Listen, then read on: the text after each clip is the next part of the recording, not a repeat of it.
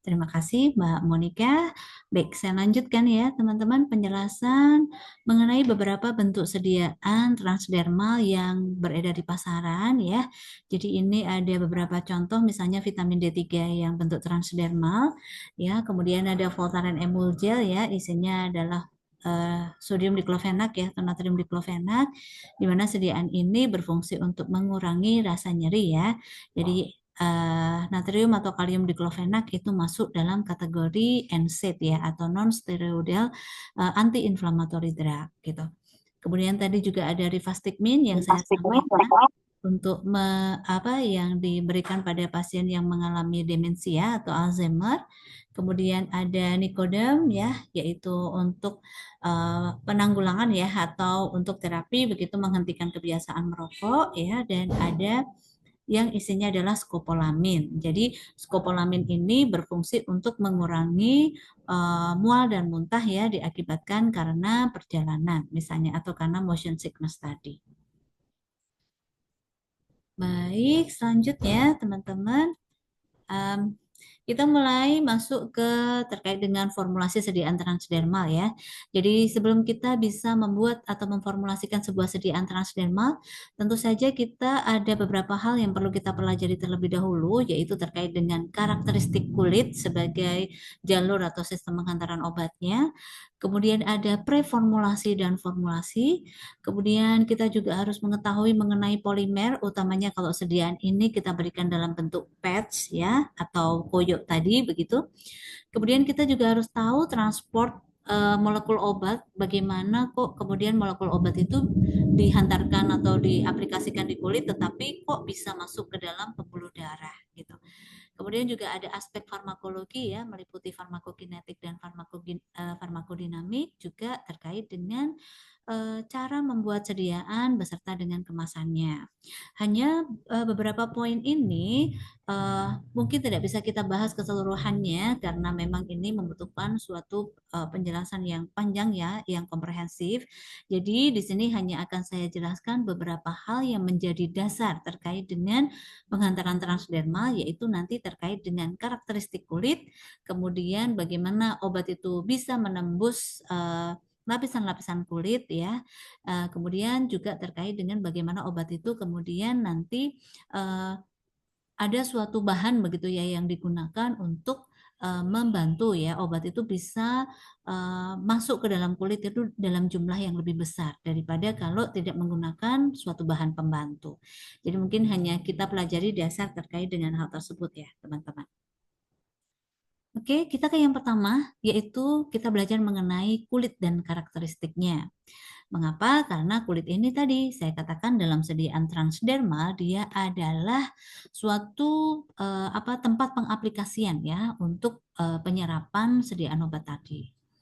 Kulit merupakan organ terbesar dari tubuh manusia dan kalau diperkirakan berat badan kita itu sekitar 16% proporsinya itu adalah berupa kulit. Dan kulit juga berfungsi untuk menjadi penghalang antara tubuh manusia dengan lingkungan luar. Kulit bisa berfungsi untuk melindungi tubuh dari faktor eksogen kimia dan fisika, juga bisa membantu mempertahankan homeostatis tubuh, jadi seperti keseimbangan dalam tubuh kita. Kemudian berperan dalam termoregulasi, jadi termoregulasi itu adalah berperan untuk mengatur suhu tubuh kita ya teman-teman. Kemudian bertindak sebagai organ indera dan lini pertahanan pertama melawan mikroorganisme patogen, utamanya mikroorganisme yang masuknya adalah melalui jalur kulit gitu. Kemudian organ indera ya karena kulit di dalam kulit itu lapisan kulit ada syaraf-syaraf yang nanti bisa membuat kita itu bisa merasakan misalnya tekstur begitu, kemudian merasakan sentuhan misalnya ya, jadi timbul rasa sakit kalau dicubit. Nah, itu karena ada syaraf ya di lapisan kulit gitu. Kemudian kulit juga berperan dalam produksi dan penyerapan vitamin D gitu. Secara umum kulit nanti akan terdiri dari 3 lapisan yaitu epidermis, dermis, dan hipodermis. Nah, selanjutnya akan kita coba kupas begitu ya, epidermis, dermis, dan hipodermis itu seperti apa. Kita ke yang pertama dulu, jadi kurang lebih gambaran struktur anatomi kulit seperti yang tampak di layar saat ini, teman-teman. Epidermis di bagian kulit bagian atas ya, lebih tipis begitu. Kemudian di bagian bawahnya itu ada dermis ya, struktur jaringan kulit yang lebih tebal jika dibandingkan dengan epidermis, dan di lapisan paling bawah itu ada yang namanya hipodermis atau sering juga disebut dengan lapisan subkutan gitu. Jadi kalau misalnya kita pernah mendengar istilah injeksi yang diberikan secara SC ya atau subkutan, berarti jarumnya itu harus dimasukkan melewati kulit ini sampai dengan lapisan kulit yang paling bawah. Nah, ini biasanya yang mendekati atau menempel dengan tulang ya. Kemudian selain struktur kulit, di sini kita akan menemukan beberapa bagian ya yang ada di dalam kulit. Yang pertama contohnya ada helai rambut, kemudian juga terdapat akar ya atau folikel rambut. Kemudian juga terdapat kelenjar minyak ya, biasanya agak di sebelah atas ya. Itulah kenapa apa namanya misalnya wajah kita atau kalau kita berkeringat itu cenderung seperti glossy gitu ya atau apa mengkilap begitu karena ada minyak yang disekresi oleh kelenjar minyak. Kemudian ada juga pembuluh darah kapiler ya kecil. Kemudian ada serabut syaraf ya di sini teman-teman, dan di bagian bawah ada pembuluh darah. Nah, inilah pembuluh darah inilah yang menjadi target ya untuk penyerapan obat secara transdermal. Jadi obatnya itu diharapkan masuk ke pembuluh darah yang berwarna merah ini. Gitu. Jadi pembuluh darah ini langsung ke sirkulasi sistemik ya, tidak menuju ke hati. Tadi makanya sediaan transdermal bisa menghindarkan dari metabolisme lintas pertama. Kemudian di sini ada kelenjar yang apa yang agak berliku-liku, ini biasanya adalah kelenjar keringat ya. Jadi untuk mensekresi apa namanya air keringat ya pada saat kita mungkin terkena suhu panas atau misalnya setelah melakukan olahraga. Ini kalau dilihat ada apa saja di epidermis. Nah, ini ada beberapa lapisan stratum ya. Nanti detailnya kita bahas di sini, teman-teman. Jadi di epidermis ada stratum corneum, stratum lucidium, granulosum, spinosum, dan germinativum. Jadi ada 5 lapisan stratum di sini. Nah, yang harus kita perhatikan adalah obat untuk bisa menembus lapisan-lapisan kulit ini biasanya barrier utamanya ini adalah stratum corneum. Sehingga obat biasanya didesain untuk bisa melewati stratum corneum untuk bisa menghasilkan efek secara sistemik gitu. Nah, stratum corneum sendiri adalah lapisan terluar dari epidermis, banyak mengandung sel keratin yang disebut juga dengan lapisan kulit mati atau korneosit ya, dapat terkelupas dan digantikan sel-sel kulit baru yang berasal atau diproduksi dari lapisan sel di bawahnya. Jadi stratum corneum ini umurnya biasanya sekitar 14 hari ya teman-teman. Dia kalau sudah berumur 14 hari biasanya akan mati atau mengelupas dan nanti akan digantikan oleh stratum corneum baru yang dihasilkan dari lapisan stratum yang ada di bawahnya. Nah, selain ada berupa korneosit atau lapisan kulit mati ya, teman-teman, di epidermis terdapat beberapa sel yaitu sel keratinosit di mana sel ini berfungsi untuk mensekresi lipid. Ya, lipid ini disekresi sebagai penghalang air dan juga mengatur penyerapan kalsium. Kemudian yang kedua adalah sel melanosit, ya, sel yang menghasilkan pigmen kulit melanin. Kemudian ada sel Langerhans, di mana sel ini pertahanan pertama kulit ya, mempresentasikan antigen. Kemudian ada sel Merkel ya, yang berfungsi sebagai sensorik ya, sebagai mekanoreseptor untuk sentuhan ringan. Jadi kalau sentuhan ringan kita bisa merasakan itu berasal dari sel Merkel yang ada di daerah lapisan epidermis kulit kita. Kemudian untuk sel epidermis ini biasanya terdiri dari 15 sampai 20 lapisan sel gepeng tanpa inti dan organ sel. Dan untuk kandungan airnya kurang lebih adalah 20%, ya, di mana kandungan air ini kita butuhkan untuk menjaga fleksibilitas dan kelembutan kulit. Itulah kenapa kalau kandungan air di kulit kita menjadi menurun, biasanya kita akan merasakan sensasi kulit itu menjadi kering dan menjadi kaku atau bersisik, ya, kehilangan fleksibilitasnya. Nah, biasanya dibutuhkan kurang lebih 10% air untuk menjaga fleksibilitas dan kelembutan kulit kita. Gitu. Nah, epidermis sendiri secara umum berfungsi untuk menghalangi serta melindungi jaringan di bawahnya dari infeksi, dehidrasi, stres mekanik, sinar UV, maupun paparan bahan kimia. Ini lapisan epidermis ya teman-teman. Nanti untuk keterangan lanjutan terkait dengan lapisan epidermis bisa teman-teman baca secara mandiri ya. Saya lanjut dulu ke lapisan dermis, yaitu lapisan kulit kedua setelah epidermis. Nah, di lapisan kulit dermis terdapat pembuluh limfa, pembuluh darah, dan komponen ekstraseluler yang lain seperti ujung syaraf, folikel rambut, kelenjar ya, ada kelenjar ekrin, apokrin, sebaceous, dan ceruminous gitu. Nah, teman-teman, untuk lapisan dermis sendiri itu hanya terdiri dari dua lapisan ya, yang kita sebut dengan lapisan papiler superficial dan lapisan retikuler. Walaupun demikian, walaupun hanya terdiri dari dua lapisan, tetapi kalau dilihat dari ketebalannya, justru dermis itu lebih tebal jika dibandingkan dengan epidermis gitu. Nah, dua lapisan yang terdapat di dermis yaitu lapisan retikuler yang pertama. Lapisan ini kalau dilihat dari ketebalannya lebih tebal daripada lapisan papiler superficial. Dan di lapisan ini memiliki kumpulan serat elastis dan kolagen. Gitu. Jadi disinilah letak dari serat elastis dan kolagen ya, terletak di lapisan retikuler. Gitu. Kemudian untuk lapisan papiler lebih tipis daripada lapisan retikuler ya. Di lapisan ini mengandung syaraf dan kapiler yang menjaga lapisan epidermis. Gitu. Nah, kemudian kalau kita melihat di struktur dermis, kita akan menemukan beberapa struktur sel yang ada di dalam lapisan dermis. Contohnya ada fibroblast, sel mas, dan pelengkap kulit. Jadi untuk fibroblast contohnya ini adalah suatu sel yang menghasilkan atau memproduksi kolagen dan elastin. Jadi kalau misalnya kita mempunyai suatu produk kosmetik begitu ya, yang tujuannya adalah untuk membantu sintesis kolagen dan elastin gitu. Nah, salah satu yang bisa nanti menjadi tujuan untuk diaktifasi adalah sel fibroblast ini tadi. Gitu. Kemudian struktur sel yang kedua ada sel mast, di mana sel mast ini mengandung granul histamin dari sistem kekebalan tubuh. Kita ingat ya, kalau orang mengalami hipersensitivitas misalnya ya, jadi terpapar oleh sesuatu hal yang memang dia itu sangat peka terhadap paparan tadi.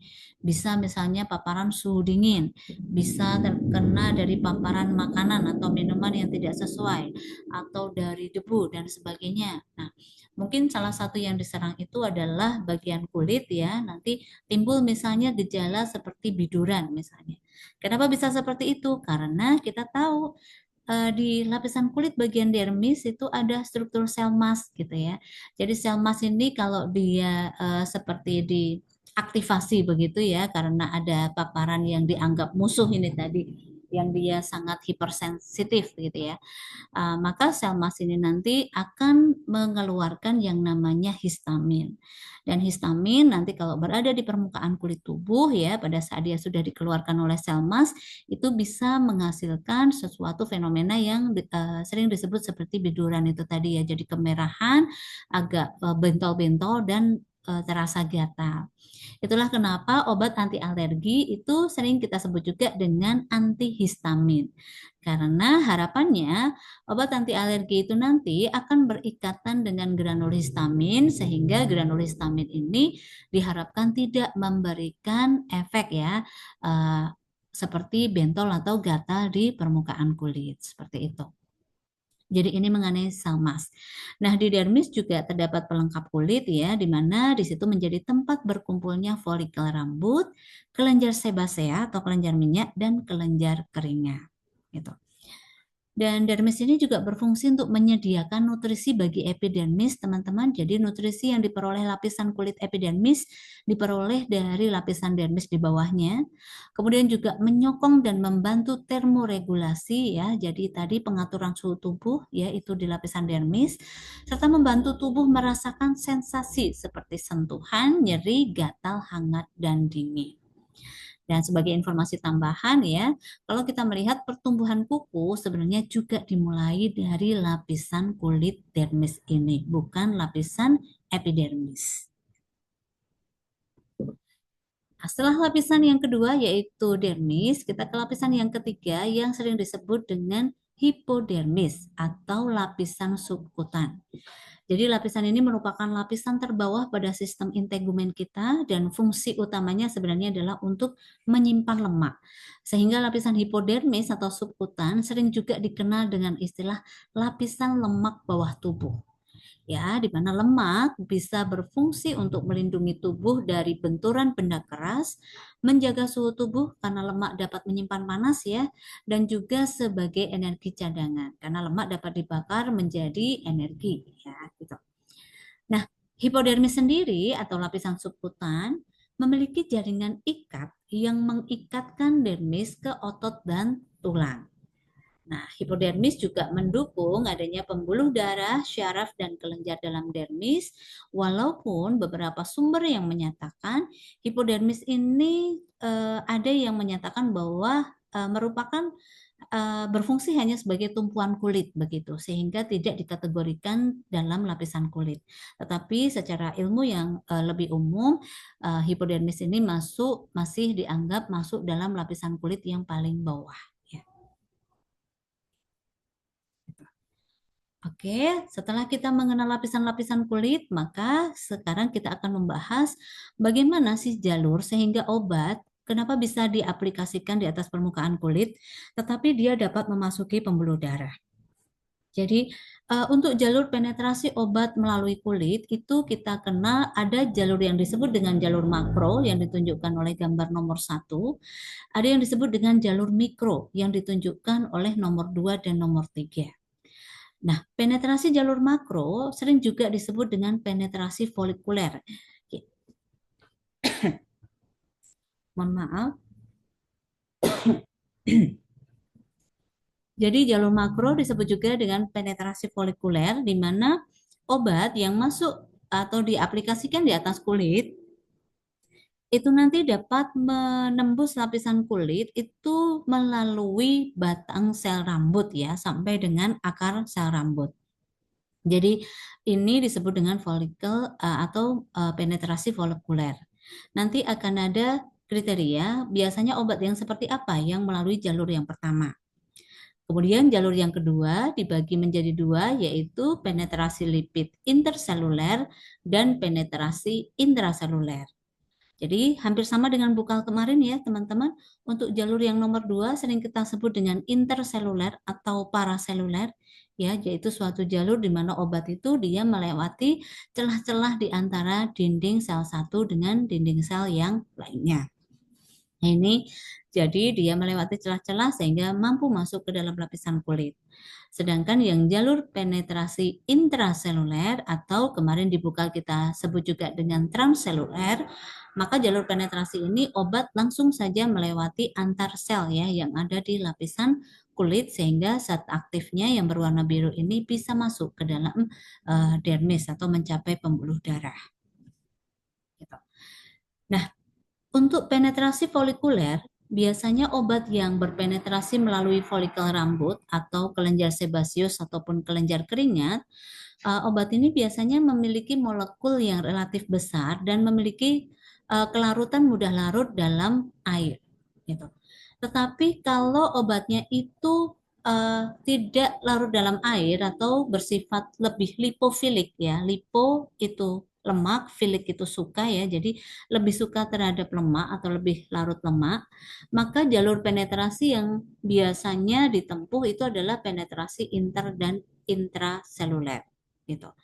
Jadi penetrasi ini itu cocok untuk obat yang memiliki molekul obat yang relatif kecil, biasanya di bawah 500 Dalton ukurannya. Kemudian lipofiliknya bagus atau cukup lipofilik ya, artinya dia lebih suka lemak. Indikasinya adalah nilai log P itu berkisar 1 sampai 3. Jadi nanti mungkin teman-teman bisa mengingat kembali istilah atau pengertian dari log P ya. Jadi log P itu adalah suatu istilah atau suatu definisi yang menggambarkan sebuah zat aktif obat itu cenderung lebih larut air atau lebih larut minyak. Jika nilai log P-nya ini berkisar antara 0 kurang dari 0 nilainya, biasanya log P ini dikelompokkan menjadi senyawa yang hidrofilik. Jadi kalau misalnya ada zat aktif A, nilai log P-nya itu kurang dari 0. Nah, ini biasanya dia lebih suka air atau lebih larut air. Tetapi kalau nilai log P-nya 0 sampai 1, biasanya lipofilik moderat. Artinya dia lebih suka lipid tetapi tidak terlalu juga gitu. Jadi masih apa di antaranya begitu. Tetapi kalau log P-nya lebih dari 1, berarti dia cenderung lebih suka minyak atau lebih larut ke dalam minyak gitu. Jadi obat-obatan yang menggunakan jalur penetrasi inter dan intraseluler biasanya ditempuh untuk obat-obat yang dia sifatnya adalah lipofilik. Tadi kalau dinotasikan dalam nilai log P itu nilainya berkisar 1 sampai 3 atau ada juga yang menyatakan 1 sampai 4 gitu. Jadi tambahan penetrasi intraseluler itu saat obat secara langsung melintasi keratinosit dan lapisan lipid bilayer interseluler atau di dalam sel ya, teman-teman. Sehingga jadi tadi lipofilisitas suatu obat tentu dapat kita gunakan untuk memprediksi bagaimana jalur atau mekanisme permeabilitas dari obat yang kita berikan secara topikal atau transdermal ini tadi, teman-teman.